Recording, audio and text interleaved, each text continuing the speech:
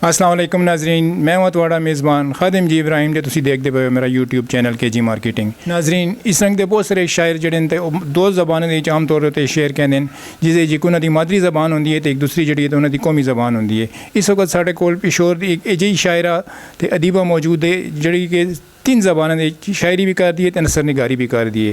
तो इस काम दे अपने काम का लोहा मनवा चुकी है। साढ़े नाल तशरीफ रख दियां कलम कबीले की बहुत ही मुअज़्ज़ज़ सीनियर उर्दू इनको तो फारसी शायरा तो अदीबा पेशावर तो पेशावरियां दी शान इनको आना दी आन खूबसूरत लबोल लहजे दी शायरा मोहतरमा कुदसी साहिबा, अस्सलाम वालेकुम। वालेकुम अस्सलाम जी। दो ज़बानों के तो शायरी समझ आती है, लेकिन तुसी फारसी दे विच भी लिख दो, एक कमाल किस तरह हासिल किया? फारसी इस वास्ते फारसी च लिखनी हाँ क्योंकि साड़ी मेरी मादरी ज़बान फारसी है। मेरी माँ का ताल्लुक ईरान नाल आया।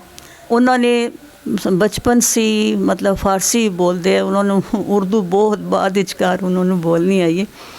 तो उन्होंने माशाअल्लाह वो ज़ाकरा आईयां मजालिस पढ़ रही तो सब फारसी च ना। तो मेरे जड़े नाना है वो भी। तो सबसे पहले जड़ा मेरा अटैम्प्ट मेरी अदबी और सबसे पहले अजीब गल है ना कि फारसी शेर च होई है ना। ये जब मैं 8th क्लास 8 आई हाँ। बर ज़मीरत गोश कुन आए गिरफ्तारे नफस, बर ज़मीरत गोश कुन आए परस्तारे नफस, ताकि तू आज़ाद बाशी आए गिरफ्तारे कफस। और जन ज़मीनो ज़र परस्ती से तरह लानत बिगो, जन ज़मीनो ज़र परस्ती से तरह लानत बिगो, गोश कुन गाफिल मशो के हस्त इनकारे हवस। रुबाइए गर तु दारी सहल जीस्तन आरजू, गर तु दारी सहल जीस्तन आरजू, गोशा कुन तू अस जहाने हाव हूँ, नेस्त दजी बेहतर के बाशी हम नशी, बा किताबे बा किनारे आबजू। तो अगर च हिंद को अगर तुसी पुछदे पे हो तो हिंद को ज़ाहिर है ये मेरे अपने सोने पिशोर दी ज़बान है। इत्थे ही मेरी जम पल है। शुरू से मैं मेरे कन्ना च आवाज़ आंदी रही है हिंद को दी, क्योंकि खैर साढ़े घर ते आम तौर पर नहीं बोली जाती, वो तो फारसी है। लेकिन मेरी दोस्तां मेरे महल्ले वाले मेरे स्कूल कॉलेज दे सब जड़े स्टूडेंट्स न वो हिंद को बोलते हैं। तो फिर मैनू क्योंकि इसी मिट्टी दी जम पल हाँ तो साढ़े इसदे उत्ते मेरे उत्ते यानी बड़े इसदे हकूक न। तो हक असी किस तरह अदा कर सकते हैं? थोड़ी चीज़ दी तारीफ़ करके, थोड़ी ज़बान कर कुछ लिख के। तो वो हिंद को दे मेरा सबसे पहला मजमूआ अफसानिया दा मजमूआ है जी, कंडे कंडे वादी उसका नाम है। और ये मसला होया है कि जी वो किताब मेरे को इस वक्त है ही नहीं गी। वो किताब कितने वे वो इनको बोर्ड दे जड़ा ऑफिस है उधर है टाउन विचकार गंदारा इनको बोर्ड। और मैं कई दफ़ा मैं कह चुकी हाँ कि ज़रा प्लीज़ मैनू अक्सर चाहिए होंगी वो मैंने ज़रा दे दियो। वो कहते वो किताब तो नज़र ही नहीं आती, वो किताब तो नज़र ही नहीं आती। हुण मैं क्या करा?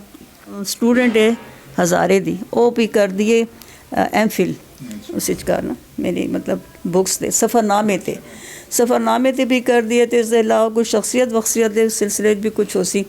तो उसने मेरी सारी किताबां पूरा सेट उसने मंगवा लेता है। और जी आज 2 साल हो गए वो वापस ही नहीं पी होंगी। तो खुदा के लिए मैंने हूँ देखो ना अज होंगी तो मेरे तुहानू बतांदी ना, क्योंकि उस विचकार गर्द सफ़र जो मेरा पहला सफ़रनामा वे गर्द सफ़र के नाम से वो भी उसके कोल है। अच्छा फिर एक स्टूडेंट ने मेरे ते बेनज़ीर यूनिवर्सिटी दी स्टूडेंट है फायका, उसने MPhil किया है। वो बुक भी उसके कोल है। किताब के बारे एक गल की जाती है कि किताब किसी को देना बड़ी वड्डी हिमाकत है। तो दूसरी ये गल की जाती है कि वापस जड़ी करना उससे भी वड्डी हिमाकत है। अच्छा कुछ साहब अपने बारे दे कुछ बताओ, अपने इलम ते हुनर के बारे दे कि तुहाने किथे अपने इलम दियां शम्मा रोशन कीतियां, किथे सर्विस की ने, कोई पर्सनलिटीज़ के बारे दे अपनी सर्विसेज के बारे दे थोड़ा जिहा बता दो। मैनू शुरू से ना बस पढ़ाने का बड़ा शौक आया। तो जो कुछ खुदा का शुक्र है जितने भी शौक आए बचपन से वो सारे पूरे होंदे गए मेरे। जिस सफ़र का शौक आया उस सारे से इस तरह पढ़ाने का मैनू बहुत शौक आया। फिर मैंने मतलब ट्रेनिंग वगैरह की, BEd किया, इस सिलसिलेकार बहुत स्कूलों च रही, चार सद्दा च रही, इधर मथुरा कैंट नंबर 1, इधर गुल बख्शा जी स्कूल, तो फिर फॉरवर्ड गर्ल्स कॉलेज, फिर मतलब पहले स्कूलों से शुरू होने के बाद फिर मैं कॉलेजों ते आ गई। तो बस खुदा दा शुक्र है कि मेरे स्टूडेंट्स बहुत ज़्यादा मुतमईन आई।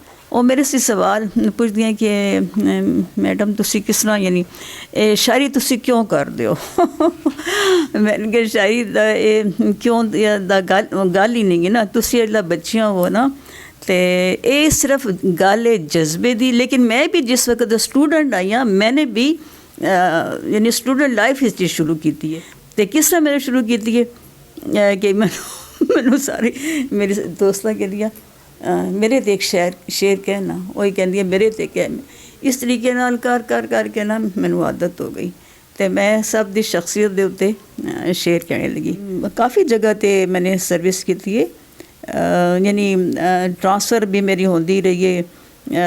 उसके बावजूद मैं मतलब मैंने ना नहीं की, मैं हर जगह ते गई हाँ, मुश्किलात भी इस सिलसिले बहुत पेश आई। नसर ते शायरी दी तुहानू ज़्यादा पजीराई किस चीज़ ते मिली है, शायरी मिली है या नसर मिली है? नोट नहीं किया कि किसी च, बस जड़ी सामने मतलब लोगों के सामने नसर तो इतनी ज़्यादा नहीं पढ़ी, शायरी आती है ज़्यादातर, मुशायरे कार ज़ाहिर है कि शायरी हो सी, ते कुछ लोगों ने सराहा है। नसर इचकार ना मेरे सफ़रनामे जी 3 सफ़रनामे ना, एक तो बताया गर्द सफ़र है, उसे अलावा अल खलील व नखील है, तो ये अगज़रीन सरजमीन है। हिंद को अफसाना उस भी मैं पूरे दावे नाल कहनी हाँ कि मैंने सबसे पहले लिखा है, लेकिन हसाम होर ने भी वो भी ये दावा कर दे कि नहीं सुरैया ने लिखा है, सुरैया हसाम होर ने लिखा है। मैं इस तरह कुछ एक गल पे होती है। एक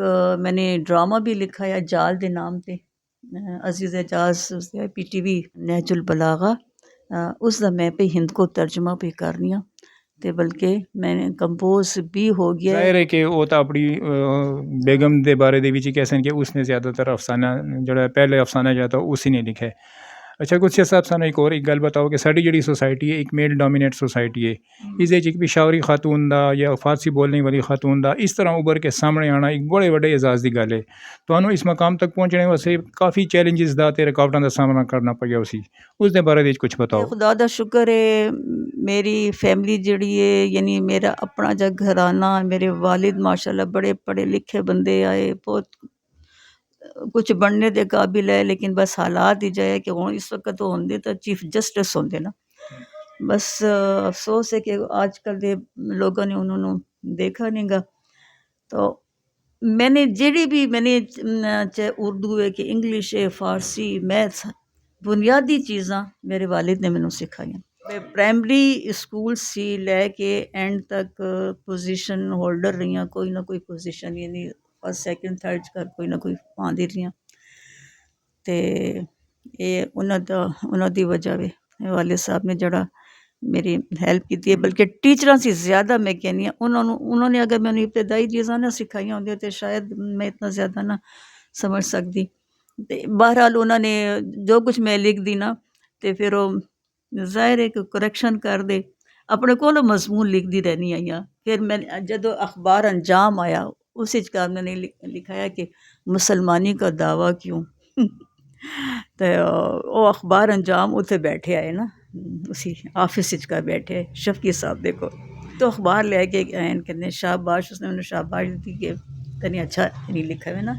ये जनाब ये 8वीं दी गल है। फिर कुछ इजे लोग आ गए मेरे रस्ते च घर कि एक छोटा जहन, छोटे जहन से मैं बहुत डरनी हूँ।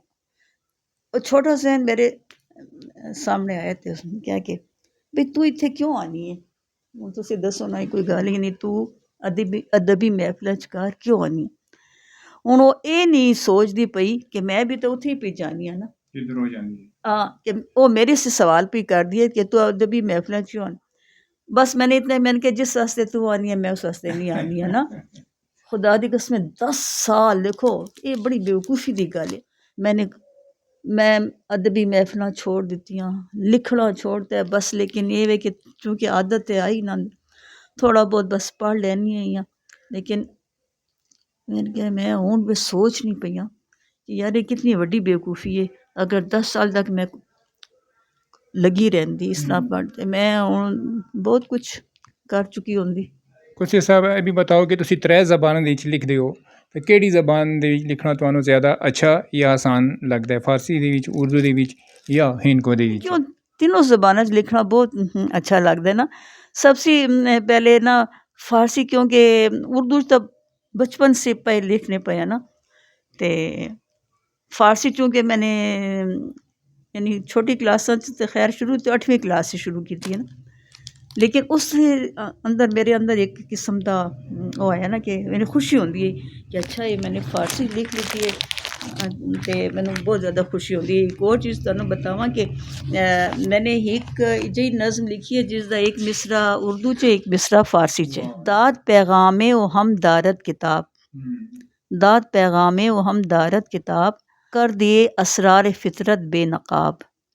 और ए सदाए तू शुदा बांगे दरा, ए सदाए तू शुदा बांगे दरा, कारवाने खुफ्ता जिससे जाग उठा।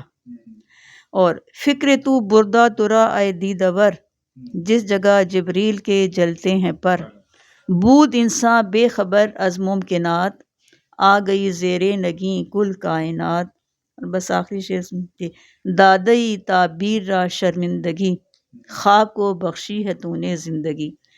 ये यकीन कर सो एक सिटिंग विच मैंने बैठ के तो उस वक़्त मैंने क्या अच्छा है आमद इस चीज़ ਨੂੰ शायद कहते हैं। ਇੱਕ ਤਾਸਰ ਇਹ ਵੀ ਇਹ ਕੁਛ ਐਸਾ ਵਾ ਕਿ ਸਾਡੇ ਸੂਬੇ ਦੇ ਲਿਖਾਰੀਆਂ ਨੂੰ ਕੌਮੀ ਸਤਹ ਦੇ ਉੱਤੇ ਉਹ ਪਜ਼ੀਰਾਈ ਨਹੀਂ ਮਿਲਦੀ ਜਿਹੜੀ ਪੰਜਾਬ ਤੇ ਸਿੰਧ ਦੇ ਲਿਖਾਰੀਆਂ ਨੂੰ ਮਿਲਦੀ ਹੈ। ਤੁਸੀਂ ਇਸ ਗੱਲ ਦੇ ਨਾਲ ਕਿਸ ਹੱਦ ਤੱਕ ਜਿਹੜਾ ਤਾਂ ਇਤਫਾਕ ਕਰਦੇ ਹੋ, ਮੁਤਫਿਕ ਹੋ? एक चीज़ मैंने ये देखी है कि पंजाब ते सिंध दी ख़वातीन बड़ी तेज़, पंजाब दी तो बहुत ही तेज़ न। वो बस बंदे दे पिछे पिछे लगी रहने, वो ये नहीं सोचती। वो कहते नहीं तुसी साड़ा ही काम कर सो, तुसी छोड़ो ना, असी जड़ियां ना उसी च रहने आं, लिहाज ते पास च कर रहने आं।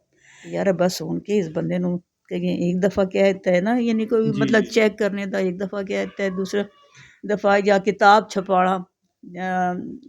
छपाना ही होवे ते एक दफ़ा यानी कल्चर डिपार्टमेंट नूं कह दित्ता है, वो फिर आला टोला करते रहंदे ते नहीं जी अजदा फंड निंगा ते अजदा एह् निंगा ते और मेरे जेह्ड़ी है तो बस वो पिछे आराम ते बैठ जांदे। ते एह् मैंने एक चीज़ मैंने देखी है ना कि जेह्ड़े बड़ी तेज़ होन ना, जेह्ड़ी ख़वातीन होन के मर्द होन बड़े तेज़ होन, ओह् कामयाब रैंह्दे। ते जेह्ड़े खामोश ओह् शायद कहंदे न एह् सानूं आप समझदे सन, एह् मुश्किल है, कोई किसी नूं नहीं समझ सकदा। इनको दे अफसाने तुआने लिखे कंडे कंडे वादी। इसके अलावा कभी उर्दू नावल निगारी या अफसाना निगारी दी तरफ भी कभी तवज्जो दी ने? लिखने वास्ते एक तो बहुत ज़्यादा टाइम चाहिए। अलबत्ता अफसाने मैं उर्दू दे ते लिखदी रहनी आं, अखबार च आंदे रैह्न। आज अखबार च आया भूख, लेकिन एह् कि ओह् भूख मैं हुण भी जब सोचनी पई आं कि ओह् मैंने किस तरह लिख दित्ता है। उस तरह लगदा जिस तरह किसी बहुत वड्डी राइटर ने लिखा होवे ना। ओह् ते जेह्ड़ी चीज़ बस बंदे दे उत्ते उतरदी है ना, ते ओह् फिर मैं एक ही सिटिंग च लिख ली।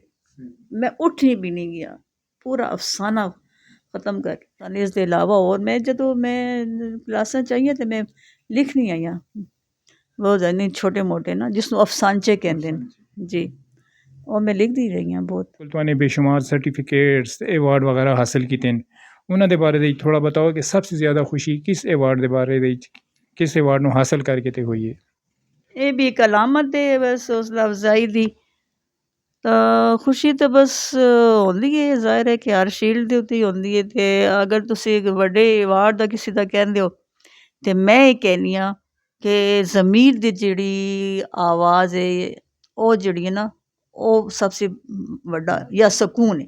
जेह्ड़े ज़मीर दा सकून है ना, ਉਹ ਮੇਰਾ ਖਿਆਲ ਹੈ ਕਿ सबसे ਵੱਡਾ ਅਵਾਰਡ ਹੈ। ਤੁਹਾਨੇ ਅਦਬ ਵਾਸਤੇ ਜ਼ਾਹਿਰ ਕੰਮ ਕੀਤਾ ਹੈ, ਇਹ ਤੁਹਾਡੀ ਤੁਸੀਂ ਕਸਰੇ ਨਫਸੀ ਸਿਪੇ ਕੰਮ ਲੈਂਦੇ ਹੋ ਕਿ ਤੁਸੀਂ ਕਹਿੰਦੇ ਹੋ ਕਿ ਮੈਂ ਇੱਕ ਛੋਟੀ ਰਾਈਟਰ ਹਾਂ, ਤੁਸੀਂ ਇੱਕ ਬਹੁਤ ਵੱਡੀ ਰਾਈਟਰ ਹੋ, ਇਤਨਾ ਜ਼ਿਆਦਾ ਤੁਹਾਨੇ ਕੰਮ ਕੀਤਾ ਹੈ।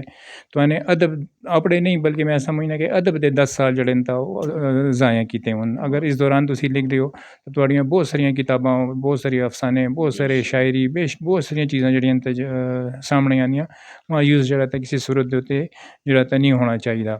ਅੱਛਾ, ਇਹ ਬਤਾਓ ਕਿ ਪਰਵੀਨ ਸ਼ਾਕਿਰ ਦੇ ਬਾਰੇ ਦੇ ਵਿੱਚ ਇੱਕ ਤਾਸਰ ਇਹ ਪਾਇਆ ਜਾਂਦਾ ਹੈ ਕਿ ਉਸ ਨੂੰ ਸ਼ੋਹਰਤ ਦਿਲਾਣੇ ਵਾਸਤੇ ਉਸਦੇ ਕਲਾਮ से ज़्यादा ਉਸਦੇ ਬਿਊਰੋਕਰੇਟ ਹੋਣੇ ਦਾ ਕਮਾਲ ਹੈ। ਉਸ ਲੋਕਾਂ ਦੀ ਆਦਤ ਹੈ ਨਾ, ਬਸ ਉਹ ਬਿਊਰੋਕਰੇਟ ਨਾ ਹੁੰਦੀ ਤਾਂ ਅਗਰ ਸਿਰਫ ਸ਼ਾਇਰਾ ਹੁੰਦੀ ਤੇ ਬਾਅਦ ਉਸਦੇ ਬਾਰੇ 'ਚ ਕੀ ਕਹਿੰਦੇ ਹੋ, ਇਹ ਗੱਲ ਨਹੀਂ ਗੀ। ਮੈਂ ਜਿੱਥੇ ਉਸਦੀ ਸ਼ਾਇਰੀ ਮੈਨੇ ਦੇਖੀ ਹੈ ਨਾ, ਤਾਂ ਉਹ ਉਸਦੇ ਦਿਲ ਦੀ ਆਵਾਜ਼ ਲੱਗਦੀ ਹੈ। ਉਹ ਠੀਕ ਹੈ, ਕਰੈਕਸ਼ਨ ਤਾਂ ਹਰ ਬੰਦਾ ਕਰਾਉਂਦਾ ਕੀਤੀ ਹੋ ਸੀ, ਲੇਕਿਨ ਉਹ ਵੀ ਅਹਿਮਦ ਨਦੀਮ ਕਾਸਮੀ ਦੇ ਬਾਰੇ 'ਚ ਕਹਿੰਦੇ ਕਿ ਉਸਦਾ ਕਲਾਮ ਹੈ ਨਾ। ਬਸ ਲੋਕ ਤਾਂ ਹਰ ਇੱਕ ਦੇ ਉੱਤੇ ਗੱਲ ਕਰਦੇ ਨੇ, ਲੇਕਿਨ ਨਹੀਂ, ਮੈਂ ਇਸ ਨੂੰ ਬਿਲਕੁਲ ਗਲਤ ਕਹਿਸਾਂ। ਅੱਜ ਕੱਲ੍ਹ ਜਿਹੜਾ ਤਾਂ IT ਦਾ ਦੌਰ ਹੈ, ਇਨਫੋਰਮੇਸ਼ਨ ਟੈਕਨੋਲੋਜੀ ਦਾ ਦੌਰ ਹੈ, ਕਿਤਾਬ ਪੜ੍ਹਨੇ ਦਾ ਰੁਝਾਨ ਜਿਹੜਾ ਤੇ ਘੱਟ ਹੁੰਦਾ ਪਿਆ ਹੈ, ਤਾਂ ਤੁਸੀਂ ਕਿਤਾਬ ਦੇ ਮੁਸਤਕਬਲ ਨੂੰ ਕਿਸ ਤਰ੍ਹਾਂ ਦੇਖਦੇ ਹੋ? ਨਾ ਬਹੁਤ, ਯਾਨੀ ਸਾਡੇ ਤੱਕ ਤਾਂ ਕਮ ਅਜ਼ ਕਮ ਜਦੋਂ ਤੱਕ ਸਾਡੀ ਜ਼ਿੰਦਗੀ ਹੈ ਉਸ ਵਕਤ ਤੱਕ ਤਾਂ ਕਿਤਾਬ ਰਹਿ ਸੀ। ਇਹ ਹੁਣ ਪਤਾ ਨਹੀਂ ਗਿਆ ਕਿ ਨੈਕਸਟ 100 ਸਾਲਾਂ ਵਿੱਚ ਕੀ ਹੋ ਜਾਵੇ, ਲੇਕਿਨ ਜਿਹੜੇ ਕਿਤਾਬ ਦਾ ਆਪਣਾ ਇੱਕ ਹੁਸਨ ਹੈ ਨਾ, ਅਗਰ ਤੁਸੀਂ ਸਮਝੋ ਤਾਂ ਕਿਤਾਬ ਦਾ ਪੜ੍ਹੇ ਠੀਕ ਹੈ, ਇਹ ਵੀ ਬੜੀ ਇਨਫੋਰਮੇਟਿਵ ਚੀਜ਼ ਹੈ, ਇਸ ਕਰ ਵੀ ਅਸੀਂ ਸੈਕਿੰਡਾਂ 'ਚ ਕਾ ਚੀਜ਼ ਨਿਕਾਲ ਲੈਂਦੇ ਹਾਂ, ਲੇਕਿਨ ਬਾਜ਼ ਔਕਾਤ ਇਹ ਅਗਰ ਗੁੰਮ ਜਾਵੇ, ਖਰਾਬ ਹੋ ਜਾਵੇ ਤਾਂ ਫਿਰ ਅਸੀਂ ਜ਼ਾਹਿਰ ਕਿਤਾਬ ਦਾ ਹੀ ਸਹਾਰਾ ਲੈਂਦੇ ਹਾਂ। ਅਤੇ ਮੈਨੂੰ ਸਹੀ ਗੱਲ ਹੈ, ਇਸ ਤੋਂ ਜ਼ਿਆਦਾ ਨਾ ਮੈਨੂੰ ਇਲੈਕਟ੍ਰੋਨਿਕ से ਜ਼ਿਆਦਾ ਮੈਨੂੰ ਪ੍ਰਿੰਟ ਬਹੁਤ ਅੱਛਾ ਲੱਗਦਾ, ਪ੍ਰਿੰਟ ਮੀਡੀਆ।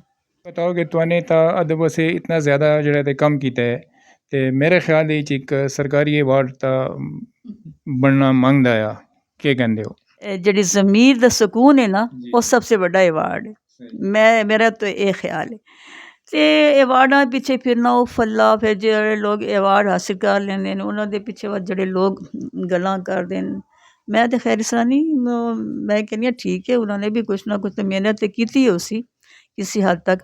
ਲੋਕ ਪਤਾ ਕਹਿੰਦੇ ਅੱਛਾ ਇਸਲਾਮਾਬਾਦ ਵਿਚਕਾਰ ਇਹ ਬੜਾ ਮਰਜ਼ ਹੈ ਨਾ, ਫਲਾਂ ਜੀ ਇਸ ਤਰ੍ਹਾਂ ਕਰਦੇ, ਇਹ ਉਹ ਰਿਸ਼ਵਤ ਦਿੰਦੀ ਹੈ ਜਾਂ ਦਿੰਦਾ ਵੇ, ਅਤੇ ਔਰ ਬਹੁਤ ਸਾਰੀ ਗੱਲਾਂ ਫਜ਼ੂਲ ਕਿਸਮ ਦੀਆਂ ਨਾ ਉਹਨਾਂ ਦੇ ਬਾਰੇ 'ਚ ਕਰ ਕਿ ਜਿਹੜਾ ਵੀ ਅਵਾਰਡ ਹਾਸਿਲ ਕਰੇ ਤਾਂ ਉਹ ਤਾਂ ਸੁਣ ਕੇ ਅਸੀਂ ਕਹਿੰਦੇ ਹਾਂ ਮਾੜਾ ਛੋੜ, ਬਸ ਅਸੀਂ ਜਿਹੜਾ ਪੇ ਲਿਖਦੇ ਹਾਂ ਅਤੇ ਇਹ ਸਾਡੇ ਵਾਸਤੇ ਬਹੁਤ ਇਤਮੀਨਾਨ ਹੈ, ਸਾਡੇ ਦਿਲ ਨੂੰ ਇਤਮੀਨਾਨ ਹੈ। अच्छा, अपनी ज़िंदगी का कोई खुशगवार लम्हा जो तुसी अगर शेयर करना चाहो तो? वाक़यात तो बहुत होते हैं, सब दी ज़िंदगी च कहानी ये मैं तुहानूं बतानी है कि मैं कितनी बचपन से मैं कितनी हुस्न परस्त आई हाँ ना, हुस्न पसंद आई हाँ या हुस्न परस्त आई हाँ। जब कसूर की गल है ना, जो असीं कसूर विच रहने ना, मैनूं पहली क्लास का जो मैनूं एडमिशन मिला तो जनाब मैं हुण पहली क्लास बैठी ही नहीं हुई हाँ, मैं हुण किसी दूसरी क्लास यानी वो क्लास 3 है ना, तो वो ढूंढ के कई खुदाया किधर गई ना, वो जड़ी मेरी हमसाइयाँ आईयां वो मैनू जड़े लैके आए इतने परेशान कि किधर चली गई ना। वो देखा ने कि जी मैं क्लास 3 कर बैठी हुई हाँ। क्यों क्लास 3 बैठी हाँ कि उसकी टीचर खूबसूरत है। मैंने कहा उसकी टीचर को ना, मैंने कहा यार मैनू तो इतने बैठना चाहिए, उत्थे मैं नहीं जाए। वो बिल्कुल दूसरी जी उसके आपोजिट आई ना, तो ਹੁਣ ਮੈਨੂੰ ਛਿੱਕ ਕੇ ਵੀ ਲੈ ਜਾਂਦੇ ਨੇ ਕਿ ਮੇਰੇ ਨਹੀਂ ਮੈਂ ਇਸੇ ਕਲਾਸ ਵਿੱਚ ਬੈਠ ਸਾਂ ਨਾ, ਅਤੇ ਉਸ ਜ਼ਮਾਨੇ 'ਚ ਘਰ ਆਪਾ ਜੀ ਕਹਿੰਦੇ ਆਏ ਪੰਜਾਬ ਵਿੱਚ ਨਾ ਕਸੂਰ ਦੇ, ਨਹੀਂ ਮੈਨੂੰ ਇਹ ਆਪਾ ਜੀ ਅੱਛੀ ਲੱਗਦੀ ਹੈ, ਮੈਂ ਇੱਥੇ ਬੈਠ ਸਕਦੇ ਇਹ ਲਾ ਹੱਸਦੇ ਵੀ ਆਏ ਅਤੇ ਉਹ ਵੀ ਡਾਂਟ ਕਿ ਇਹ ਤੂੰ ਕੀ ਵੀ ਕਰਨੀ ਨਾ, ਠੀਕ ਹੈ ਬਸ ਇਸ ਤਰ੍ਹਾਂ ਦੇ ਮਾਸੂਮੀਅਤ ਵਾਲੇ ਹੁੰਦੇ ਹੈ। बहुत खूब जी, जिधर तक तुआने हुसन परस्ती की गल की है, माशाअल्लाह तुहाड़ी शख्सियत भी बहुत खूबसूरत है, बहुत अच्छी है, बहुत उम्दा है। तो इस अगर इस चीज़ को देखा जाए तो तुहानू नरगिसियत का शिकार होना चाहिए, आया अपने आप दे नाल मुहब्बत जड़ी तक करनी चाहिए, इनके सामने ज़्यादा खरोते रहना चाहिए है, लेकिन इस दे बरअक्स बहरहाल सही मेकअप कर लेंदे।